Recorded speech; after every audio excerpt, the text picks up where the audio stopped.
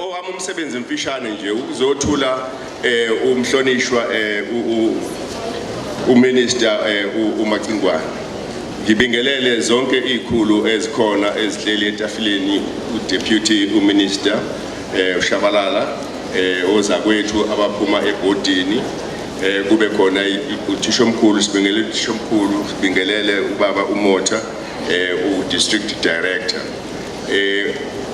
uMacingwane kekuthiwe enomfana wendawo so umfana wendawo uma wena obungamazi kusuke ukuthi mhlambe ke indawo ingoba nayo inkulu wakhona la eKZN wakhona futhi nje la eduze kwala nani nizalwa khona uMacingwane uke waphatha wona umnyango wezemfundo ingakho lesi sikole sisemqoka empilweni kuyena ingakho ingane nje ezifundayo abantwana nje abasebancane bese bemqoka empilweni kuyena waphinde wayoba upremier weprovince yethu yaKwaZulu Natal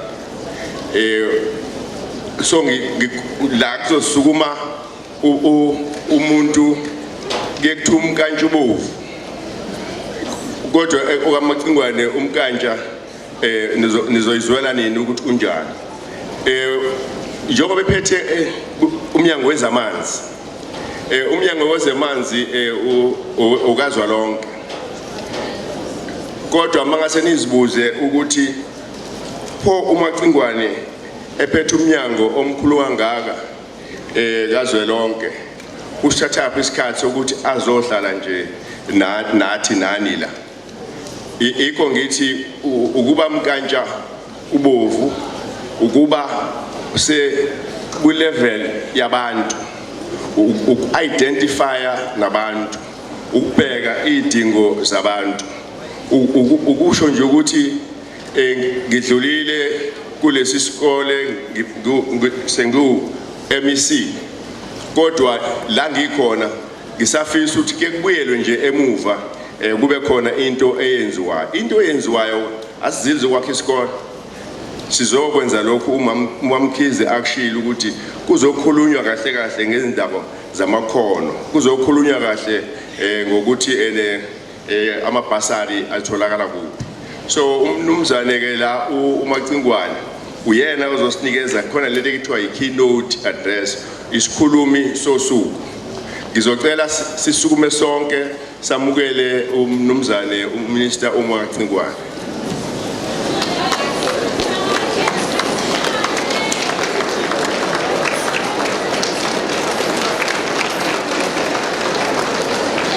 Thank you very much. Sabo.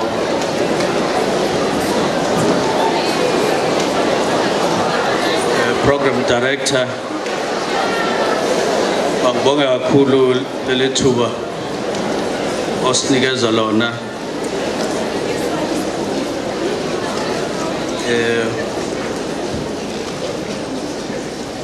ngiyabona ukuthi uProgram Director angazi noma uzethulile uAlex Mthiyana wale radio lelo kuthiwa iGagas naye akaqhamuki kodwa uqhamuka eduzane lapha empangeni siyabonga Alex thola lesikhathi uzoba nathi kulomcimbi bangrecognize etafuleni elikhulu Deputy Minister Judith Shabalala who is part of our ministry kwa water and sanitation umnyango wezamanzi kanye nenhlanzeko ngibingelele ngihloniphe usihlalo weboard umngeni othukela advocate uKhuzwayo njengoba besethuliwe kanye nama-board members wonke including Deputy Chair othi-ke uDeputy Chair weboard uMamkhize uthi uzalwa khona la endaweni uqinisile bakhona bamaziyo uzalwa khona la engathi bambalwa mamkhize abakwaziyo kusho ukuthi uzalwa khona la kodwa hayi kahle hle ngoba manje abantu abathi abakwazi kufanele kubuye uzobabona uzalwa khona la endaweni uMamkhize unothando Mkhize bese kuba izikhulu zakhona emngeni uthukela ngokuhlukana kwazo kodwa ngiyathanda ukuthi lapha etafuleni elikhulu ngiphakamise uMotha ubaba Motha district director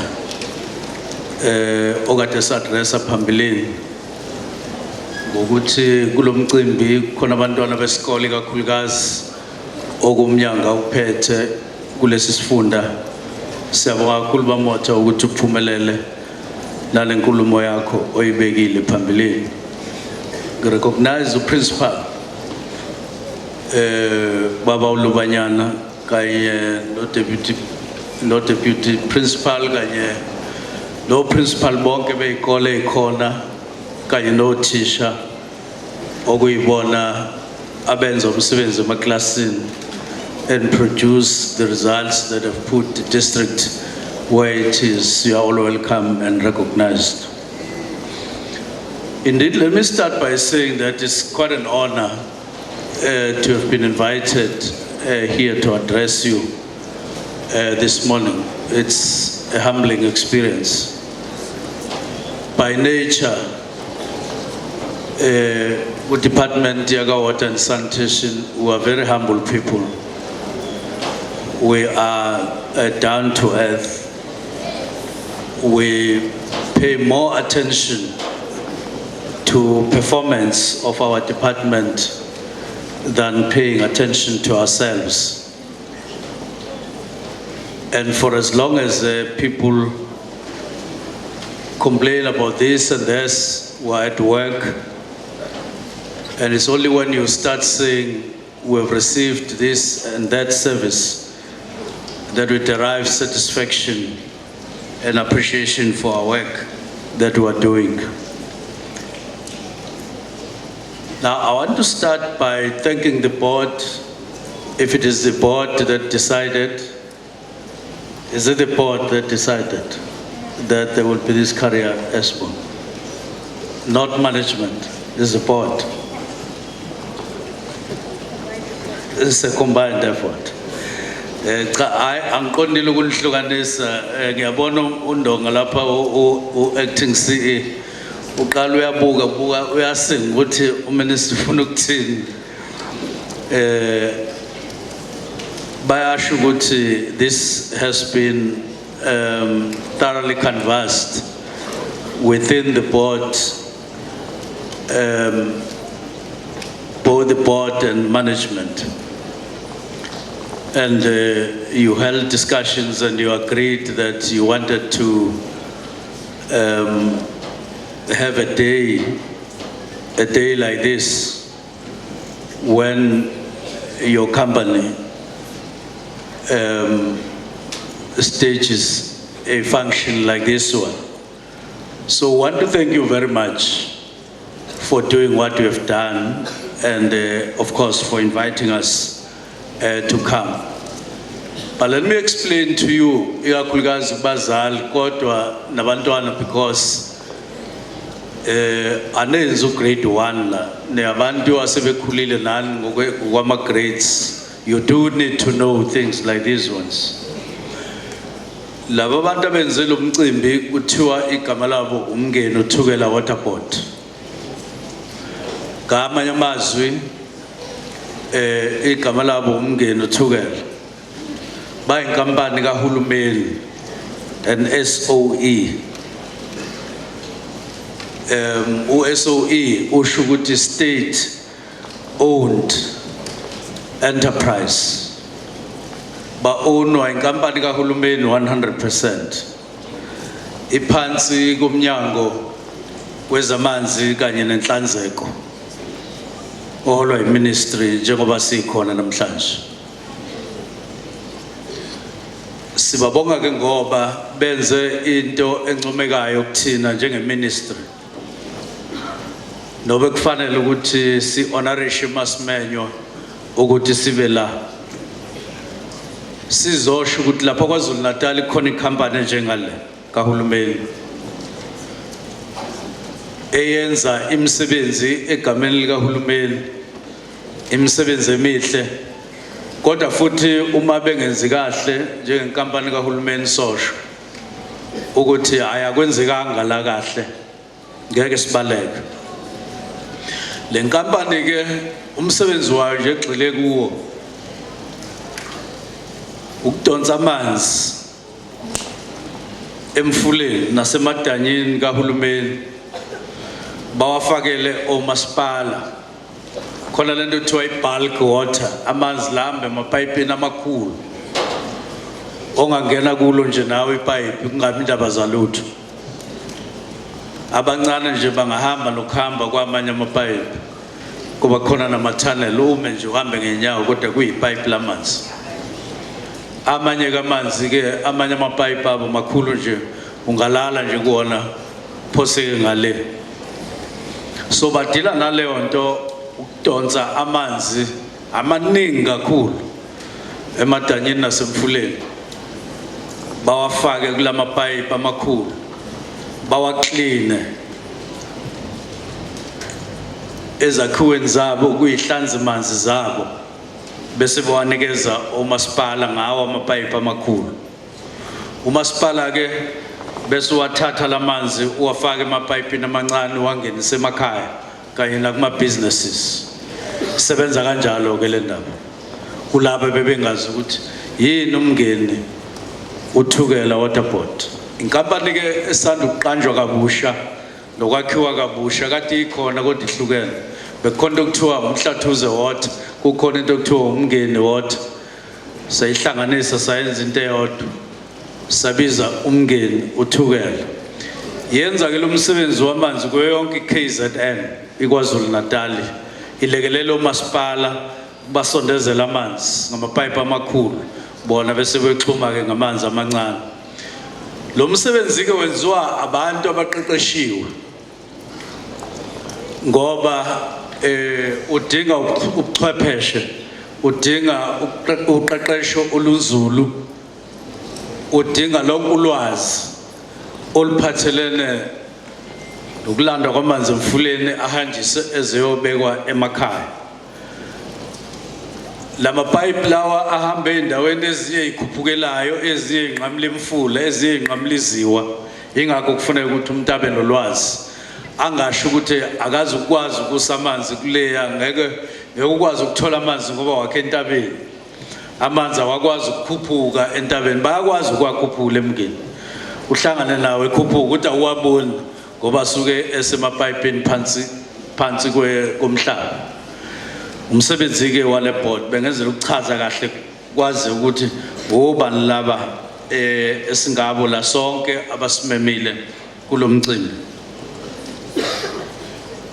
now for me personally njengoba umnguni eshilo usihlalo weboard it's a nice experience ukubuya ngize kulesi sikole ngoba ngagcina ukufika la kulesi sikole ngoSeptember 2012 ngaleso sikhathi I was assisting njengo MSc waka education ekhulumeni waKwaZulu Natal into engilethela lesikole sasecwakeme sasinama results ayemabi kwa matric kusho ukuthi kwakwesinye sezikole la kwakubhujwa khona makuphela unyaka ku matric kungaphasiki phasa abantwana bambalwa khohliwe nje ukubheka ukuthi ama results ka 2011 ayethine bamotha mawusenawo ungacheka ungikhumbuze ngakasuku lapha estage ukuthi ngo 2011 ayethina ama results ka matric lesikole okwenza ukuthi ngize ngihambe ngize ngizofika la ngoba ngangikhathazekile ukuthi ngu-MSc la ngiphethe imfundo kodwa khona isikole okuthiwa icwakeme sibhubhisa abantwana akuphaswa uyangikhumbuza kuba Motho uthi kwaku 23% kuphela 23%. Phela fanele siwakhulume amaqiniso nje ame njengoba enjalo noma ngabe wamnandi. Manje ke maqala unyaka ngo2012 ngathi ngisawubona iCwakeme High School ukuthi iCwakeme kuphi kanti ngoba ama results aphansi. Kodwa baCwakeme fanele ngabe izinto zakhona iphezulu. Manje ke ngangiphathe kabi ngoba lesikole angazi kambe ukuthi igama lesigodi kuthiwa yini kodwa ngiyazi ukuthi ngangithatha nje ukuthi semakhowe ngoba lapha phezulu semakhowe. Manje kithi kulapha eNhlwathi ngabona ukuthi hayi imhlolo lo 23% uvuka nje eduze kwakithi kodwa yimi uMSc manje ngeke kulunga ukuthi ngenze lutho ngale ndaba. I must do something about it. So ngafika ke kule sikole.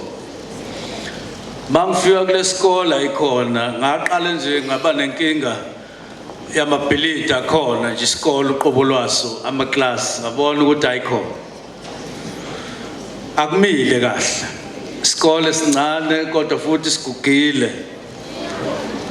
Ezingxenye impela ngazazi akhiwe ngani kodwa hayi kwakukubi nje kwakuyisikole esibi nje. Manje ke ngabona othisha ukuthi othisha bahle futhi babukeka beabantu abayimisela ukusebenza kodwa indawo ababekwe kuyona ayibavumeli kahle ukuthi bangenza into ebonakalayo. Bafundile banama degrees banama diploma. Sase sixoxa ke ukuthi kufanele senze njani. Inyanga eyodwa nje kwaku October bese kuba uSeptember ngoNovember kuyabhalwa. Sase sithi cha ukuze ungabuyeli lo 23% lezi ngane ezenza umatric ayibuye izocelelwa kule mizi eseduzane kwalesikole. Zilando nje izohlaliswa kule mizi la eduze. 2 sathi kufanele kufundwe nama isikole sesiphumile after 2 zibuye ingane izofunda ntambama kuzokushaya 10 ebusuku. 3 sathi akufundwe ngama weekend umgqibelo nesonto. Nazi inqumo esayithatha umotha ekhona isinqumo sesi4 sathi kumele kulande othisha kumntuba kobani abasezingeni lelithe xaxa abanama record amahle ekuqhiqizeni ama results ukuze bazofundisa ngeweekend. But bathi mabefundisa kulezo fundo ezikhethiwe babe khona othisha abafundisa lezo fundo la ukuze bacobelelane bakhuthazane bese kuthi ngomsombuluko baqhubeka kodwa ngomgqibelo bathathe over lapho bese kuthi umsombuluko ukuthathe over laba abanye. Kwenzeka nike ngoNovember wawo lo nyaka lo u2012 kwaba athi nama results thisha omkhulu avela suka ku23 kade ku 23% ngo2011 kwatholakala u93% ngawo lo nyaka. Kusukela nje ngoSeptember nangoOctober 2 months kwathi mase kubhalwa ama exams ajump ama results akhombisa ukuthi khona la ibibhajwe khona inqolo.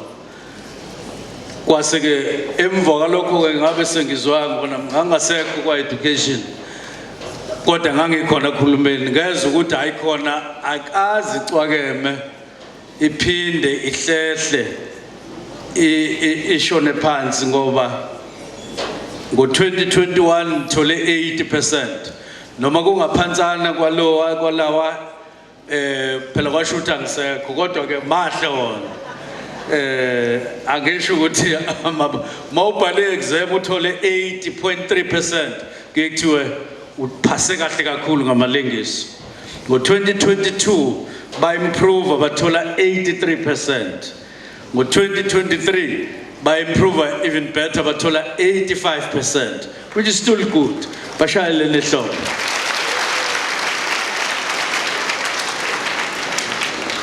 Now ezinye izikole la ngisale sengidlula ngiyabona ukuthi lezi izikole nje zalapha zakho bamotha oyiphethe opreside over zona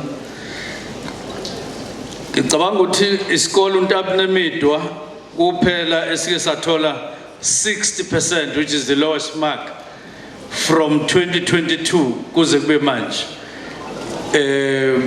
Isikhathi esiningi nje o 70 something, o 80 something, o 100. Ngo 2020, 2021, 2022 inkanye sithole 100%, about 2. You are doing very well. Ibuku imvelo ithole 93, 95 iminyaka emibili elandelana. Esifundeni 89, 91. Esipho sabadletshe 76, 85. Hayi kuhle. Kuhle noma kungaphansi kokwakho kodwa kuhle still. Now no wonder ke ukuthi umkhanya kude. Uqinisile ubaba Motha, when we started in 2009, I think the district yayo number last. Manje kwakuthiwa kuya-understandeka why ngoba manje umkhanya kude kusemakhaya, so ayikuzwakala mabethola beba unumber last. But angiyishiye kanjalo ke, congratulations to you, Baba Motha. Congratulations to all the principals, both in my primary school, Nasema High School. Congratulations to go HODs and heads of subjects and subject teachers. You really have made South Africa proud, teaching in this area, but producing such results. If I'm not mistaken, there's only one school esedolobheni onaso. Unesikole esodwa nje Motha okuthiwa sedolobheni naso sakhiwa yithina ngoba sasibona ukuthi kodwa khona kusemakhaya kube khona nje isikole esodwa esedolobheni. Sasikhanda uMtubatuba High School. Unesikole esodwa Motha esedolobheni, zonke ezinye semaqeleni entabeni ngale. Kodwa othisha, principal, abahloli, they are doing wonders to overtake and supply and surpass and lead those who are in urban areas. It's a job extremely well done, and we're proud of you. Thank you very much.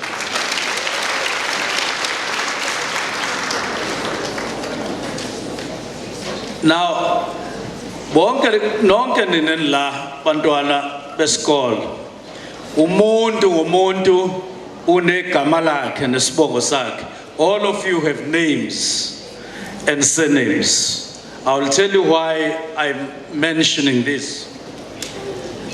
All of you have names and surnames, and what is good is that umuntu uqanjwa kanye igama ngaphandle ke ma umuntu eqaleni abantu bayebehamba ma beqanjwe amagama abangayiqhenyi ngawo, amagama esintu, in this case esiZulu, abesefika kwezindawo athi ngeke kulunge kufanele abe negama lesilungu, abese eqamba ke igama athi hayi ngcono kuthiwa nguChristopher, yabona igama nje lingasho lutho.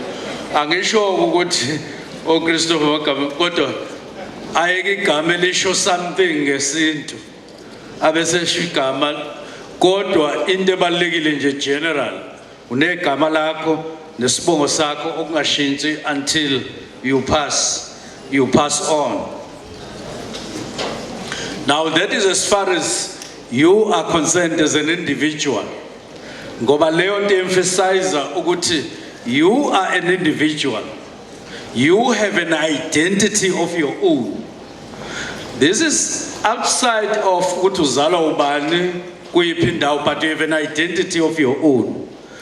Whether you are born in a rural area, you are born in an urban area, you are born in a city, anywhere in the world, every human being has an identity. And it comes in the name of your name, surname, and then your other personal characteristics, is biological and all of that. And it is important for you to attach that name to you as a person. And then you start building your name and your surname. And one of the things that we who are here want to say to you as a message, start building your name and your surname now.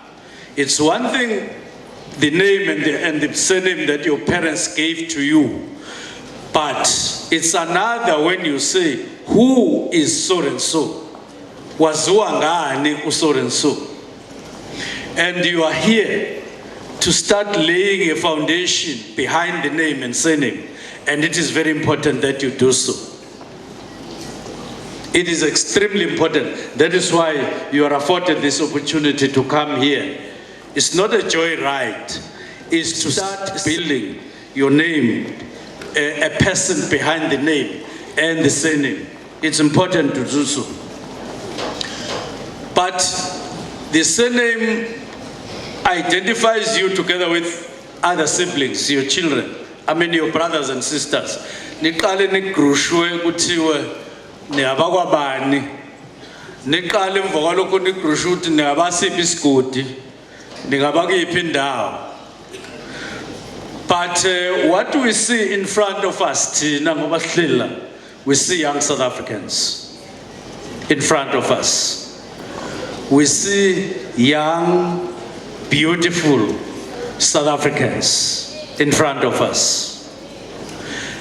And you are here for us to convey this message to you, that you are indeed South Africans. And that is higher and more important than just the name and surname that you are beginning today to build. It's more important than is good to come back sona. It now identifies you in another category, put you in another category, in another identification in terms of the hierarchy of identifications. You get a new identification that I'm part of young South Africans among other South Africans that are here in South Africa. You are a young, very beautiful South African. Now you are brought here for us to recognize you, that here, all this group, all these beautiful young faces, you must begin to recognize yourselves as young South Africans among other young South Africans elsewhere in the Republic of South Africa. You must begin to walk straight and say, besides being so and so from Isco Testes, but I'm one of the young South Africans. That is still who you are. It still identifies you. It's still your identity. And it's very important that you know your identity, so that even your behavior, your character must begin to take shape of what you want to do in future as this name and surname.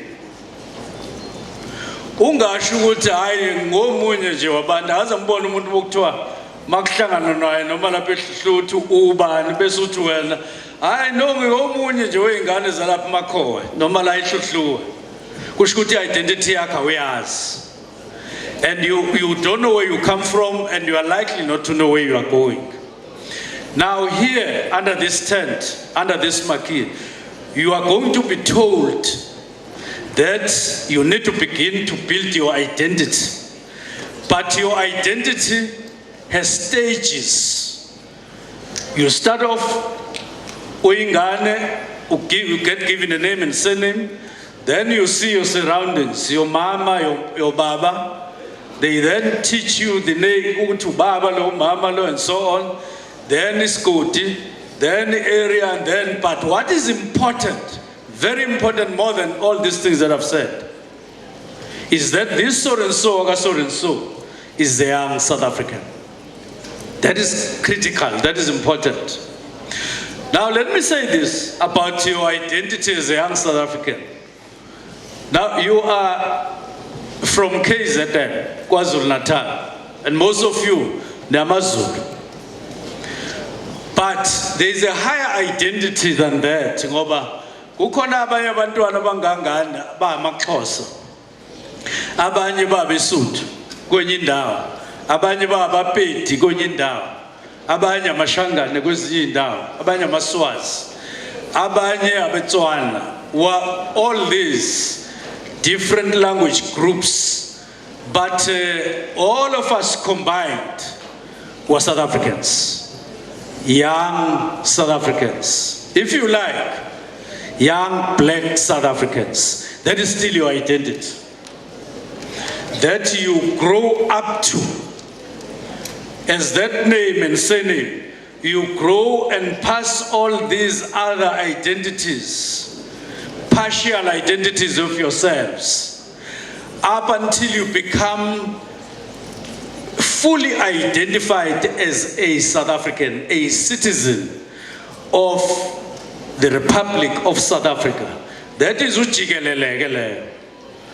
Mawe kumngcele la ungena la eSwatini, bayakubuza ukuthi ubani wena, bese uyasho ukuthi ngu-so and so ka-so and so. Kukhona la kubhalwe khona ukuthi wakuphi, bese uyasho-ke I am a South African. That's your identity. That's your final identity.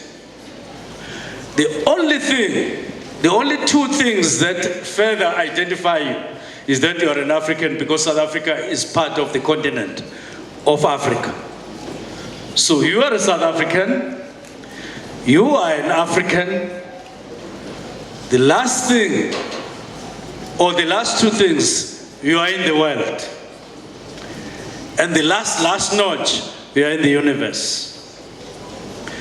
Now I want one of you, as the lies on Jelly Kamalak and the Spong Sak, go to Zongchela Glombob. Any one of you who wants to come on stage and as we identify with Uba, and it could be a boy, it could be a girl, but I want a girl. Also Suganje, Ngamkombanga, our walking.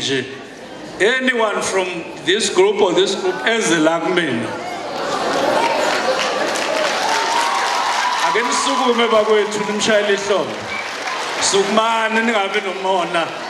Sugmelin and Imparaman. Now, okay, sit down again, Siabom. Now, what you are going to do. Now I'm talking to you, okay? You are going to tell all these people. Women straight, ubabuke kahle ngamehlo.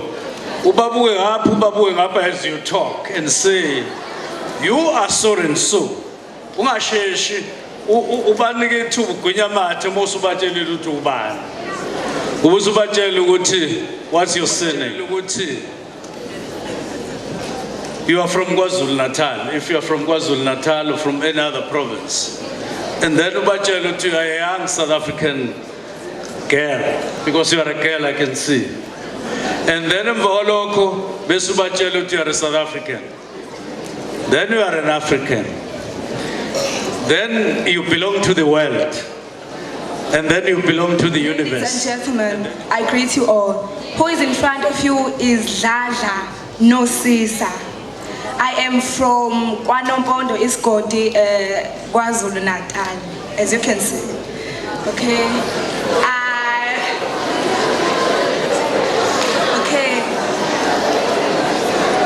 Mina, I am a young black South African. I am a South African. I am from Universe. I am in Africa.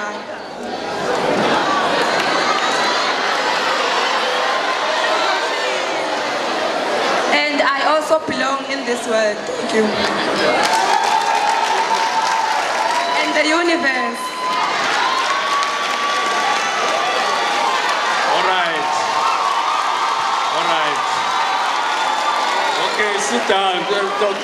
Please cool down. Now, I'm doing this so that all of you must learn. Now, don't harm. Don't do that. You learn in the world. This is a learner. She is a learner. She's here to learn. So don't howl. Don't discourage. Because we are here to build characters.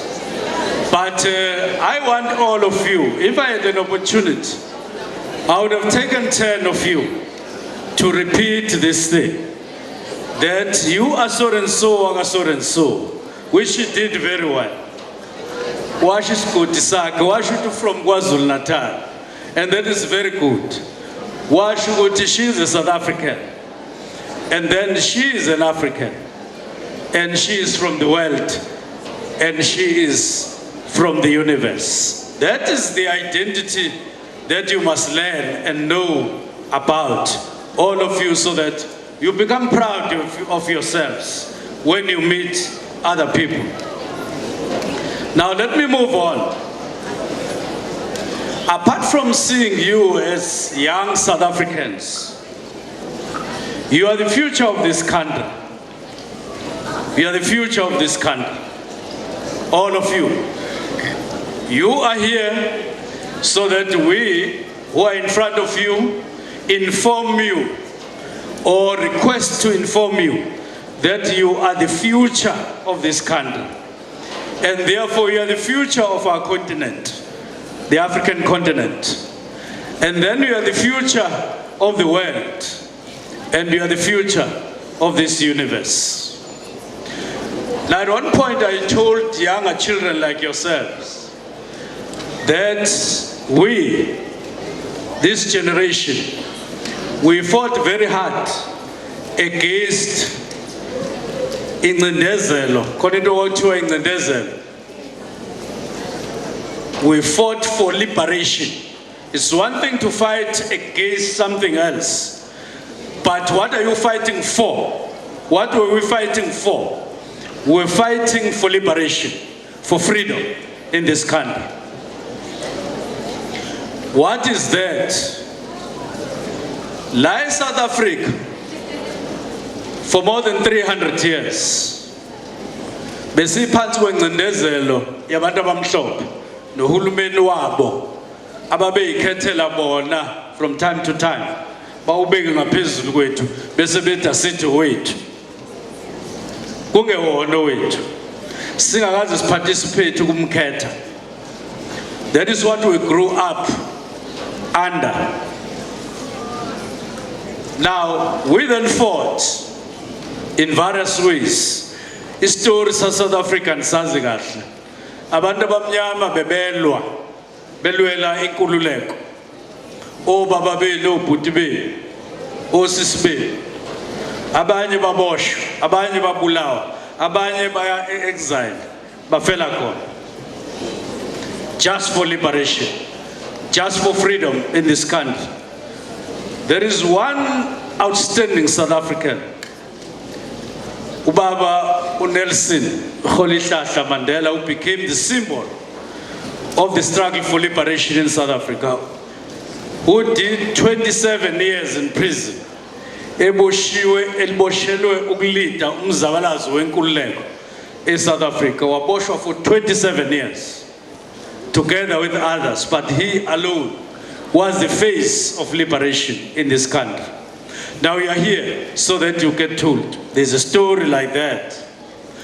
Now I was saying to these children, we removed that as a generation. We are now, from 1994, citizens, full citizens of this country, and we are liberated, and our country is enjoying freedom and democracy. Intando yeningi. Now abantu kabathi yenzeni intando yeningi, angithi kokuqala nje into eyenzekile ukususa ingcindezelo. We no longer have oppression. That is what has been achieved by the struggle for liberation in this country. I said in the desert, moya la ihluhluwe. Ngangifunde eMaritzburg umatric.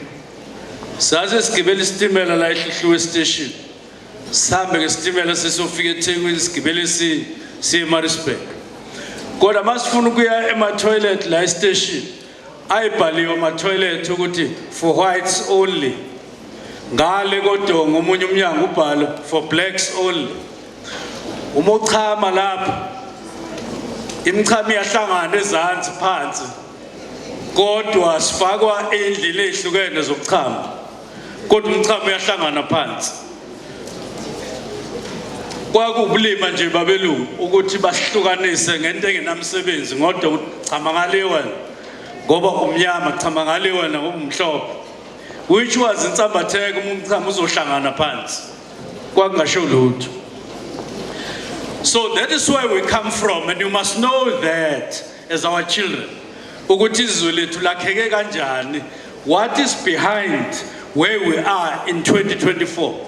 Ungaqhamuki nje so udavuza nje ungazi ukuthi izwe lakhiwe kanjani, what pain went to this, what struggle went to this, who are the people who paid the ultimate price, and why did they pay the ultimate price, and what did they want to achieve ngale liberation, so that you then take a cue from them and you do like that.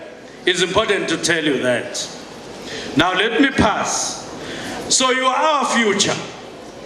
But at one point we are going to move out of these chairs, and some of you will have to come here and occupy all these chairs.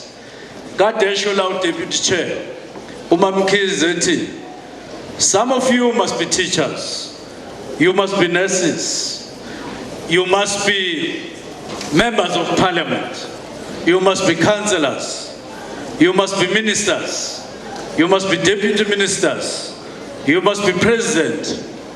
You must be everything that you wish for yourselves. Ngoba ayilusekho ubandlululo, ayisekho into ekuvimbayo isilili othi ukukhula ibicindezela ungakwazi ukwenza izinto ofuna ukuzenza ngenxa yencindezelo.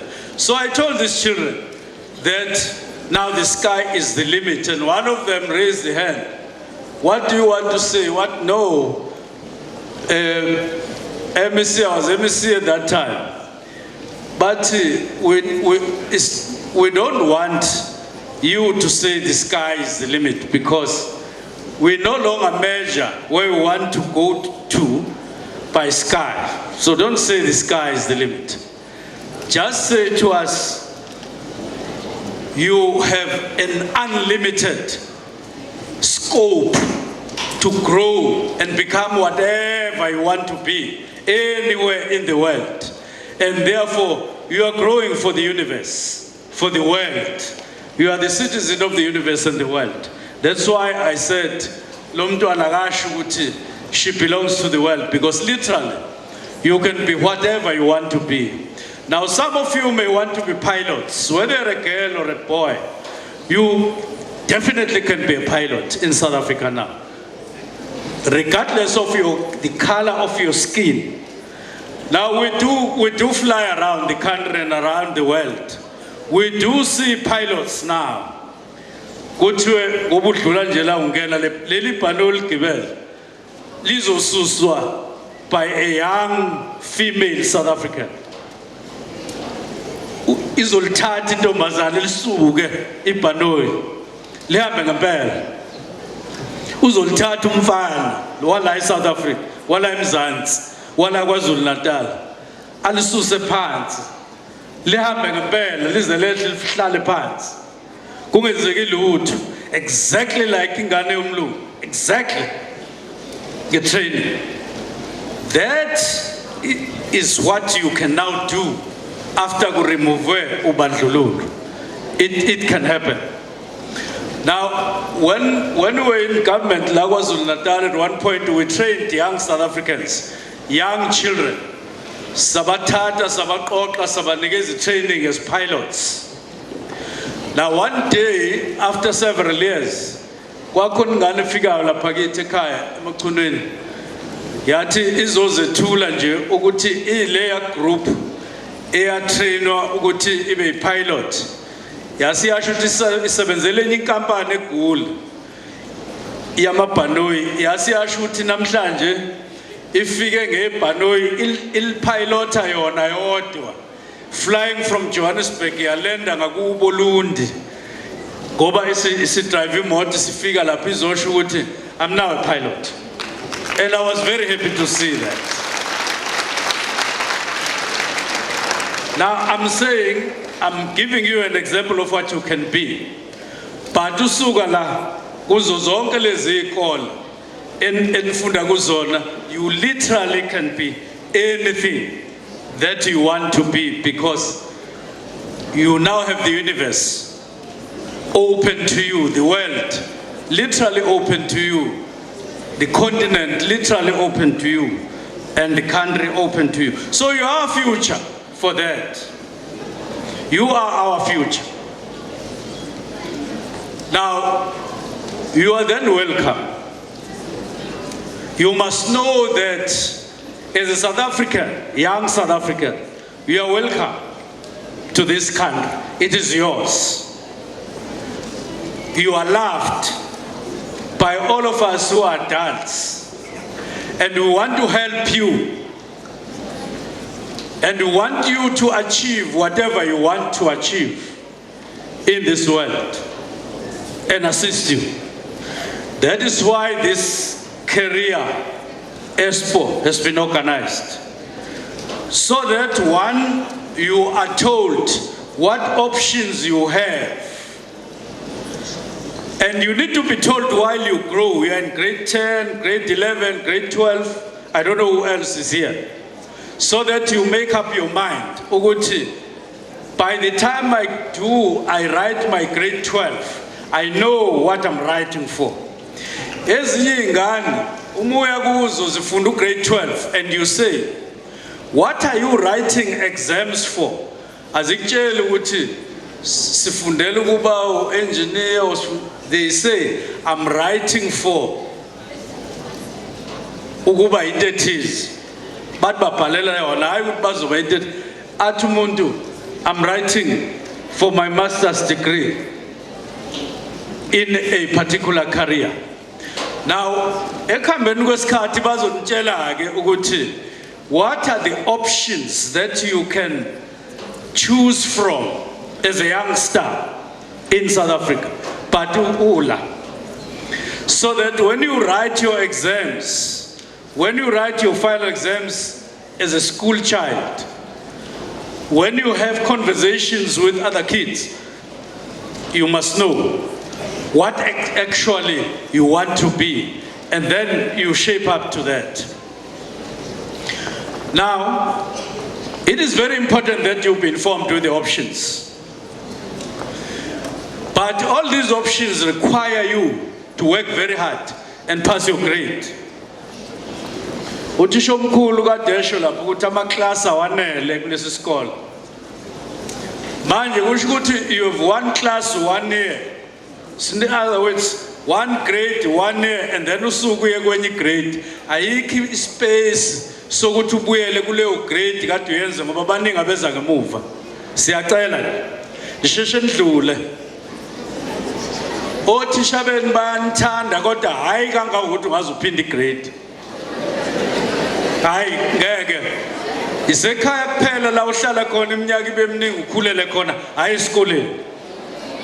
Esikoleni wenza 1 grade in a year, ungene kwenye, uze kwenye, uhambe bakwethu ngoba bakufuna naphambili. Kanti nala ispace sincane vele, bafuna ukungena la kahleli khona. Uma umfana ke uzwa sewunezwe elikhudlwana, musa uqala ukukhuphula inhlonze ukhulumele ukhuphukela othisha inhlonze, because they don't have time for you. They have time to do one thing, to teach you, that's all. And if you are a girl, they have only one thing to do or time for, is to teach you. And then udlule. One of the things you are here for is for us to tell you that you must be disciplined as children. If you want to have a future, if you want to attach proper content behind your name, you must be respectful. It's a life value in your value system. If you are a human being, you don't have a value system, you won't go anywhere. So, may we inform you that you need to develop your value system. What is it that you do? What is it that you don't do? There must be things that you say, I can do as so and so or so and so. But there must be things that you say, I don't do ugut no good. You don't have a friend when okay to now so hands. Ngoba, you have not attached any value system in your name and surname. If ukuthiwa kuphuzwa o drink, phuza Coca-Cola, phuza iFanta, phuza wena bese uthi phuza noma yini ekhona, ayizuqalile kunhlanhlatha. Sekuqala ukuba nenkinga kuwe ukuthi uphuza noma yini ekhona. Makwenze njani? You must be so and so, and you are the only one. And you must be proud of yourself and say, angikuphuzi konke lokho kunye, ngiphuza lokhu. Because you have attached a value system in your life. Even this career guidance that we are talking about and are going to talk about, if you don't have a value system, you don't have things that you regard as very important for you and others not important, then you're not going anywhere. It's part of the value system. Now, indawo esemakhaya ke bakwethu zivamise ukwaziwa njengeindawo ezisemuva nje la ungenzeki khona lutho. Kade siza la ekseni sinele saphuma nje etiyeleni. Kwaba nje ukuphuma etiyeleni sambe nje indawo encane mhlawumbe cishibe u500 meters. Imoto ade ngihamba ngayo yaphanja ithaya. Ngoba sesihamba kugravel.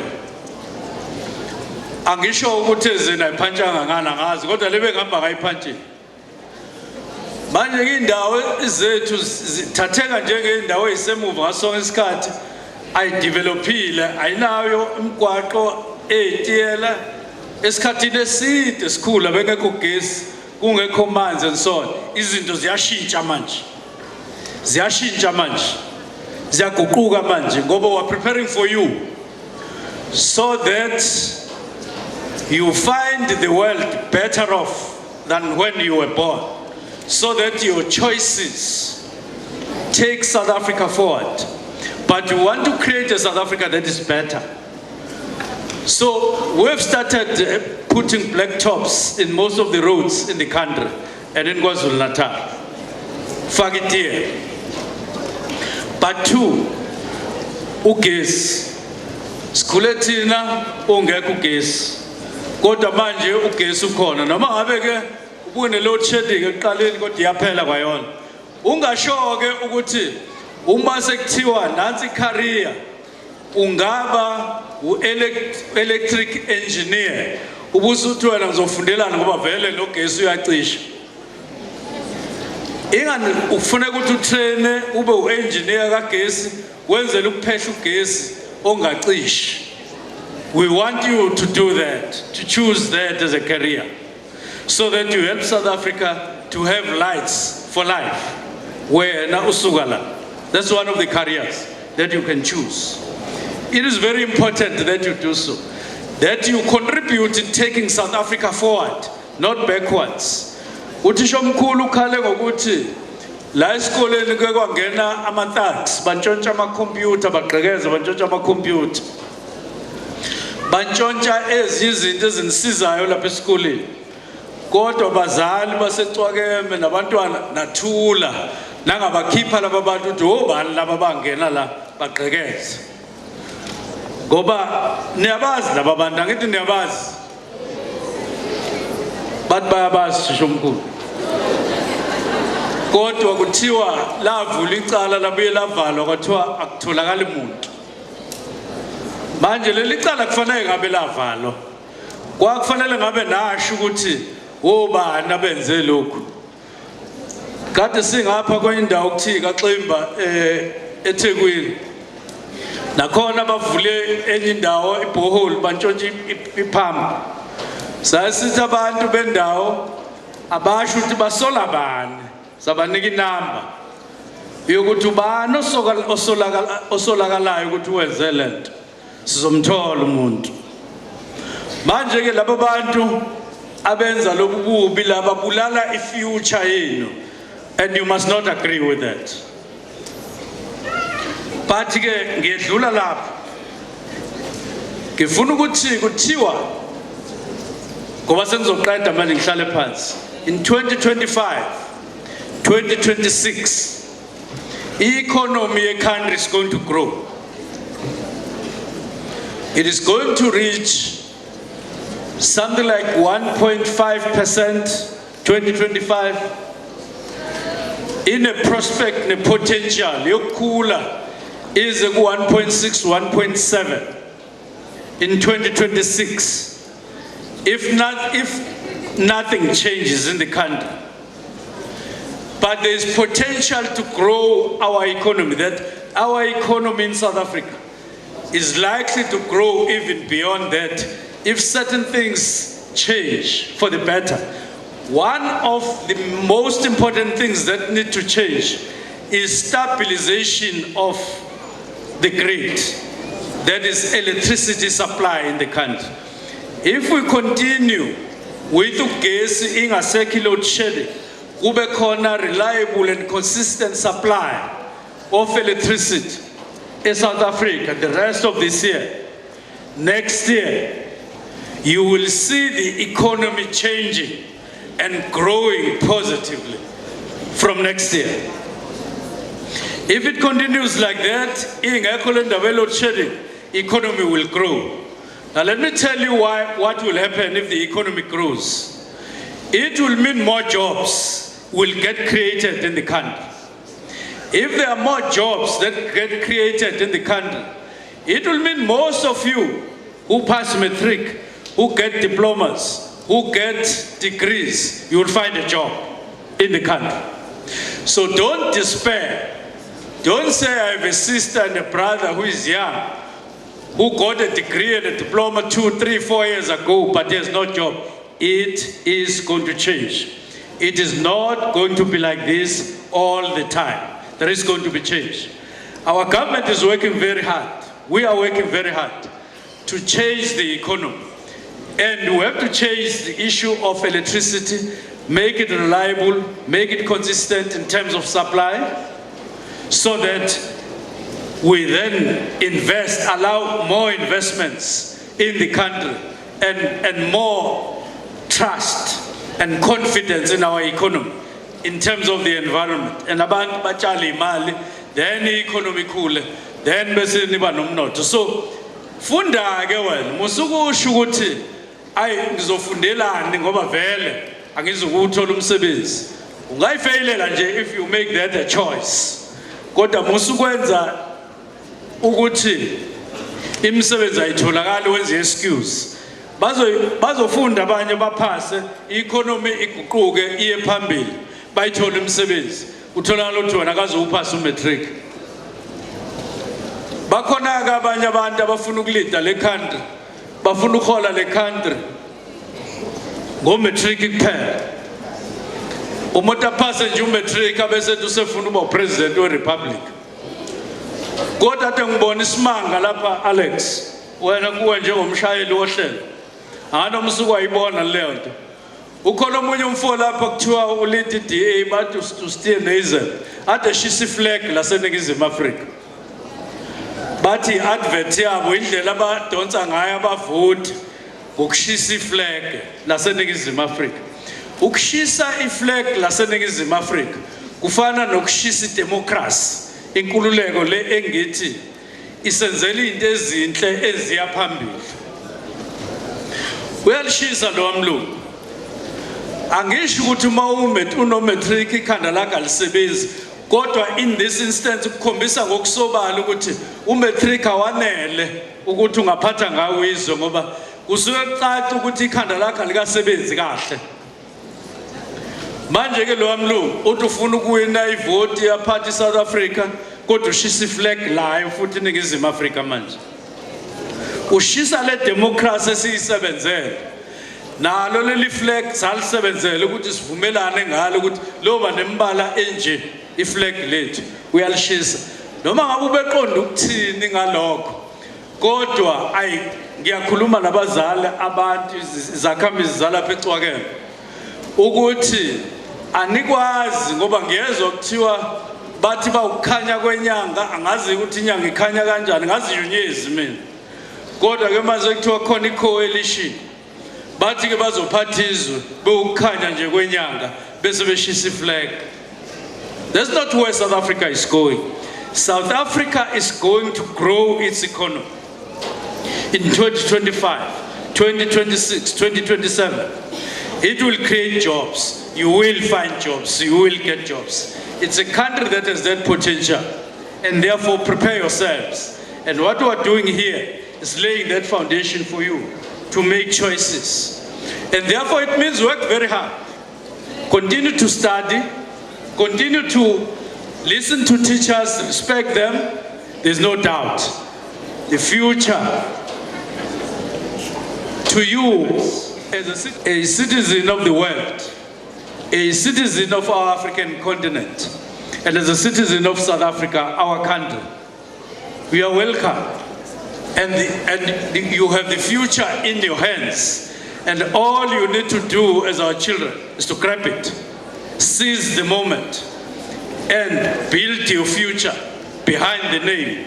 And that is why we are here. Now, we want to say to you as the last thing, Mrs. Zandla laba benza matric this year, 2024. Matric nje benza grade 12. Ake nisukume neyaphakamise nje izandla. But sukumani. Ake nithuleke nginitshela ukuthi maneni nje nimile ngenyawo. Ake nithuleke nilalele. Ngiyaqeda manje ngicina ngayo le ndaba. You are no longer looking like matric. You look like first year university students already. Ake nishaya ihlombe ngalokho. You are potential graduates, all of you. And therefore do just that. Write exams at the end of the year. Go to university. You have money, we've budgeted for you via NSFAS. Even if you come from a poor family, kodwa uzoyithola imali ya NSFAS, sengahlala phansi. Ningene ema universities.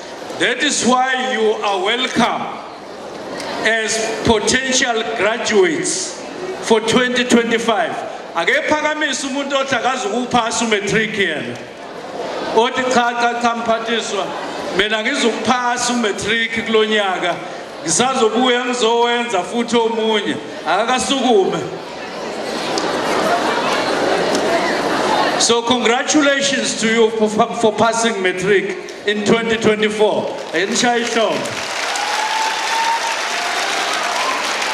Siyabonga ke. Bazali baseCwakeme bakhona abazali bala kule ndawo. Ake basukuma abazali nje izakhamizi zale ndawo esikuyona. Ake nisukume nginibone awu zonke le ngane zalwa abantu abathathu. Ake basukuma abantu abazali bale ndawo bakhona. Zonke lezi ndawo hayi bancane kodwa nikhona. Siyake manje okhethelo ka 2029. Kodwa nakini bantwana nina eno 18 nangaphezulu. Bakhona abano 18 nangaphezulu. Nibhalisile ukuvota. Nizovota. Manenze njalo ke navota ifuture indeed manje isezandleni zenu. Now ningabheki ke emaceleni. Uhulumeni okhona uyena owazi ukusuka nokuhlala kwenu. Ukuhlupheka kwenu. That's why sifaka amanzi lapha uthisha omkhulu ukhala ngamanzi la kulesi sikole ukuthi awekho. Sifaka ipipe manje la eligudla umgwaqo. Lizohamba leyofaka amanzi lapha phezulu ku reservoir. Amanzi azobuya ke lapha ku reservoir. Ehle ahlele ngezansi emakhaya nasezikoleni sokwenza njalo bamoto. Sofaka amanzi la. manje ke yithi labo abenza lento akubona abanye abantu labenisambe niphenye equndwini ukuthi obani nithi nisabafuna ukuthi nizobavotela laba bantu bathwele kanzima lapha bakhona njengoba ngikhuluma nje abekho la kuplanwa khona ama careers enu kukhona thina siplanela izingane zenu usani ke mase niyovota bese nifuna abantu abangakaze bayibhekele izingane zenu abangazazi nokuthi ikhona abanye bakakwazi nanokusula amafinyila